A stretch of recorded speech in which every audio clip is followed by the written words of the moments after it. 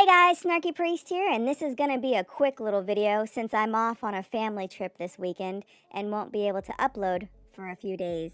First, let me quickly say that I am so excited. We're almost 4K strong now, and I honestly can't even believe it. Thank you so much for subbing up this snarky little channel, and I can't wait to see where things go.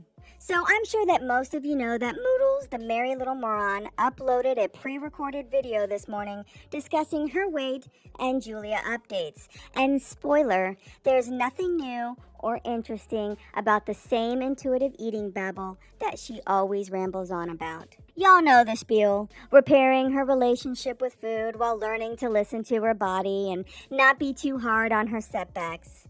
Guys, I find this to be completely fucking ridiculous since her slip-ups aren't an extra few hundred calories here and there, but more like a fun-filled weekend of slipping and sliding her way through thousands of extra calories. She is batshit crazy if she thinks she can buy an over-the-counter self-help slim-down book for $25 and miraculously solve her problems. Binge eating is a lifelong issue that people have to mentally process on a daily basis. You have to learn to tell yourself no, control your eating, and guys, she can't even figure out how to manage her cheating, shit-loving husband. How is she gonna learn to balance her emotional eating on her own? Now, something that did catch my ear during this video is this statement right here. Yeah, and I haven't been doing the treadmill. I haven't been just really on track as much as, I'd like to. But I'm going to keep doing this hamster wheel every week until until it sticks. And what I'm really just focusing on, like I've said before, is just counting calories. And, I know I saw a comment, somebody saying, no offense, but what you're doing isn't working. I've literally done everything short of surgery, and, like, it's not the method that's not working, it's just that I'm not sticking to it, basically. For me, I think the most realistic thing to start at in repairing my relationship with food, I'm not aiming for a crash diet. Like I've said before, I'm trying to just repair my relationship with food to start. And I do still have some notes. Actually, I found an old notebook of when I was seeing a therapist who was very big on intuitive eating and repairing people's relationships with food. She's worked with a lot of people with binge eating disorder, and so she worked with me for a little while, and I found the notes from that. Well, that's suspicious. Let's think about this for a second, shall we? She moved to Kuwait with a tiny fragment of her old life, and yet out of all the things she left behind, this lunatic chose to pack an old notebook with notes from an ancient therapy session she had years ago. Okay, for the sake of not killing off my brain cells contemplating the truth of her lie, we're gonna go with that. For shits and gigs. Alrighty, so this therapist was into buzzword diets, which, of course, made our majestic meat mountain happy. Because who doesn't love a therapist that pushes self-help books that require you to self-help while knowing that the people she sees in her office are unable to self-help, which is why they're there in the first place. She also kindly reminds us that not every fat person has the same issues. And first of all, yes they do. They all overeat. That's the problem. Why they overeat is also not as unique as one would think. Some do it to cope with trauma. Some do it out of habits they form during unstable times in their lives. Others do it because their shitty mothers abandoned them with a bag of dill pickle chips in front of a TV. You are the product of your mother's upbringing. Nothing more, nothing less. And until you learn to tell yourself no, you're never going to get better.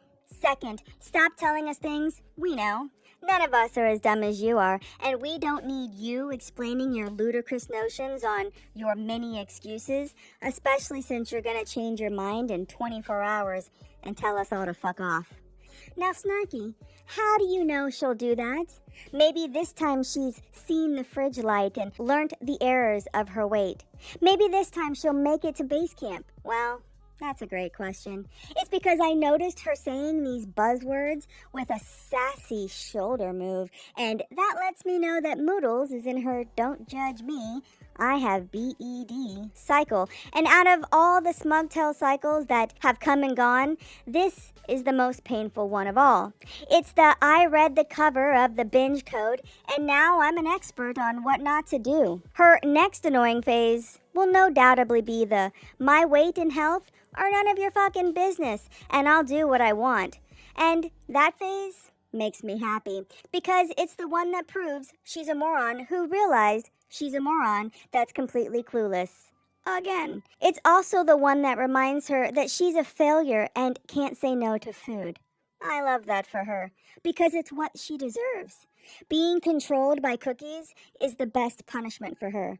Not being able to walk without dragging a leg as a result of her not being able to say no to cookies is what she deserves for years of neglect and mistreatment of BBJ and the 4 ingrown nails. I love her sweet suffering so much that I think I might actually love it the most. Alrighty, I'm not gonna go through the Julia updates because it's complete and utter bullshit.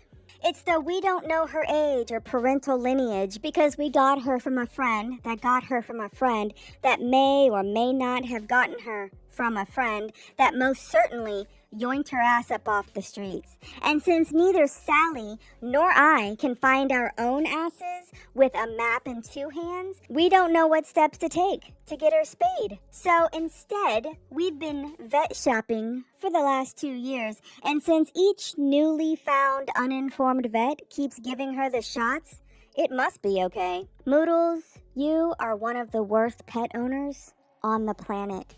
You lie about the care and love you give your pet while lying about the care and love you give your pet.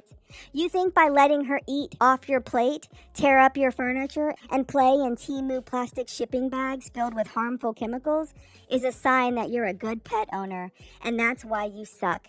Being a good pet owner is keeping your pet safe, happy, and engaged. But hey, what do I know? You're the pet neglecting expert, and I'm just a normal non-pet neglecting hater. Okay, that's it for me. This video, much like myself, was short, snarky, and to the point. Thanks for watching. Stay snarky. Poodles, you pompous piece of shit. Stop making up bullshit lies to appease the masses and try pulling your head out of Sally's ass. These overly worded non-pet care updates are the biggest reason people hate you. Either keep your lack of pet care offline or do better, because no one gives a fuck about your excuses anymore. You are a shitty human being with no accountability and a mouthful of crap. So how about you drag your useless, soon-to-be-gone leg to your broken-down kitchen and grab yourself a big old helping of fuck off. Fuck you.